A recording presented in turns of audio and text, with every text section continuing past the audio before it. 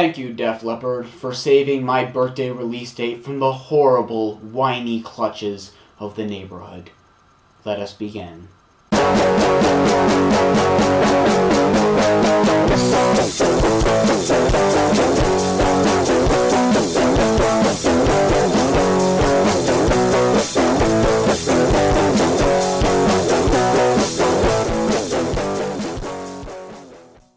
Hey everyone, welcome to another episode of Spin It Reviews, and today I'm going to be talking about the new self-titled album from Def Leppard. And today I'm going to be answering a question that many a music fan gets multiple times over their life. What is the first album you ever owned? For a lot of people, it shapes their early musical identity, and through some kind of subconscious butterfly effect, leads to the musical singer they are today. And back in the good old days of 2004, a little 8-year-old Mark was handed a copy, among our couple other CDs, of Def Leppard's 1987 album Hysteria, a cultural milestone full of classic singles like Pour Some Sugar on Me, Armageddon It, Animal, the list goes on. And even at the height of glam metal saturation, they still managed to stand out and carve their own lane within that sound, thanks to their great melodies, killer riffs, distinctly towering backing vocals, and the over-the-top presentation that, while not without its 80s cheese, still holds up remarkably well with time for the most part. For me, 1981's High and Dry up through Pyromania and Hysteria is a classic trilogy, and even if they stumbled a little bit in like the goofier parts of 1992's Adrenalize or the bad choice to adopt the boy band sound on parts of 2002's X, their discography has been pretty consistent in quality when compared to their peers. And yes, I'm fully aware that most people my age watching this channel didn't even know or maybe even care Def Leppard had a new album out, but I was still excited for it anyway, especially since this is their first album in 7 years, which is a long time even by the standards of a band that I basically consider the Tool of 80s metal. Well, not counting that other 80s metal band that takes a while between releases. Shut up, it sounded cool in my head. Besides, you can even see their influence in some newer bands, as I pointed out in my review of that Ghost album from a while back. So how is this new self-titled album? Well, it's a good rock record.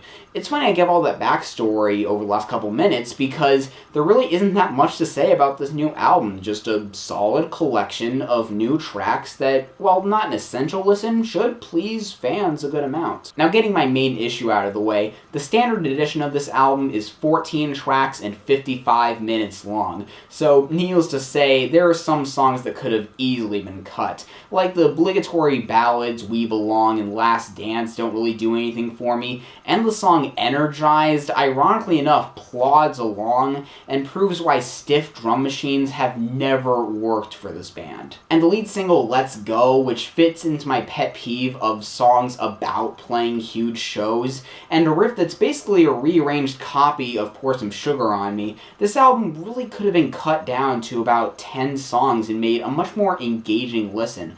Though in all fairness, as Modest Mouse showed us earlier this year, when you take 7 or 8 years between albums, you're gonna get a lot of content, but still. Anyway, getting on to positives, a lot of my favorite moments on here are when they're writing just these really catchy, riff-driven hard rockers, like the instant classic lead single Dangerous, the raw confidence and arena-sized chorus on All Time High, and the livelier jam Sea of Love with great use of female backing vocals for a change. While I wouldn't say most of this album has that same instant stick-in-your-head quality that, say, their last album, Songs from the Sparkle Lounge did, by the way, extremely overlooked album there you guys should all check out.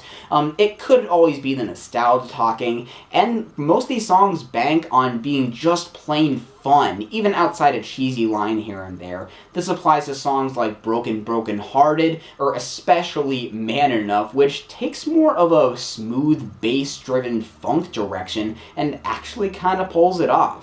Now, as you might expect, the lyrics on this album are nothing groundbreaking, but what I do like is that on a couple tracks, they take these typical rock tropes and flip them around a little, like on Dangerous, which does lean on the falling for a bad girl thing, but essentially frames it in the verses as, yup, this is completely absurd, I don't know why we go along with this, but hey, that's the way it is. I don't know, I can appreciate a subtle little wink at the camera like that. On the other side, we even get some darker tones reminiscent of their criminally underrated 1996 album Slang, on tracks like Battle of My Own, with the chugging acoustic guitars that pick up some real dramatic swell toward the end. Or on by far the most impressive track here, Blind Faith, which falls in that mold of Def Leppard deep cuts that take a random turn to super heavy topics and end up an incredible standout. It seems to follow a member of an organized religion, not so much denouncing their faith, but more starting to not be afraid to ask questions about how much what he puts into his beliefs really matters. It's a very smartly handled song, and ends the album on a musically epic but pretty bleak note, which is kind of a contrast with the rest of this album, but hey, kind of works. Overall, Def Leppard racked up another good record, and I'm going to give it a 7.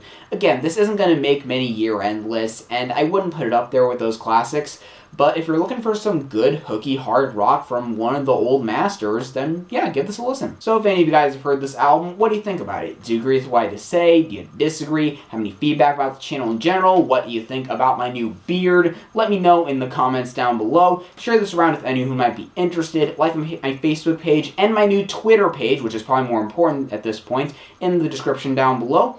And hopefully I'll see you in the next episode of Spin It Reviews.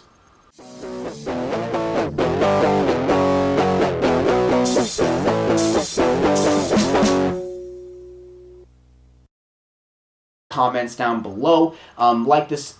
I'm not a vlogger. Yes, I am. Challenge anyone.